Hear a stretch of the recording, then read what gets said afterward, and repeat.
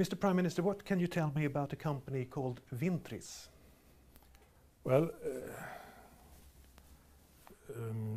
it's a... Átt þú þetta félagið? Konan mín seldi hlut í fjölskyldufyrirtækinu, það fór í einhverja umsjón í bankanum og bankin setti eitthvað fyrirkomulag af því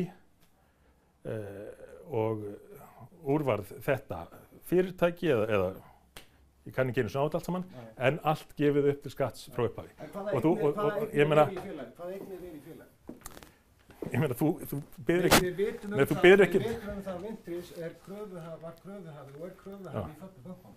Já, þú ert að spyrja mig hluti sem ég ekki einu sem búin að kynna mér. Plata mig í viðtal og... Þú seldir þinn hlut í félaginu fyrir $1 Nei. Þú ert að spyrja mig einhverju tóma vitleysu. Þú plata mig í viðtal á fölskum forsetum. Ég er með undirskriftinu. Já. Viltu sjá hana? Já, ég meina... Þetta bara... But with all respect, Mr. Prime Minister, it must be okay to ask those questions. Það allt verið gefið upp til skatt frá upphafi. Þannig að þið eru verið að gera eitthvað tortryggilegt sem að ekki tortryggilegt. Vita félagina í Indifens að þú hafðir áttu aflandsfélag sem... Hvaða atriði ertu að reyna að búa til hérna? Alveg verið nefnir þetta.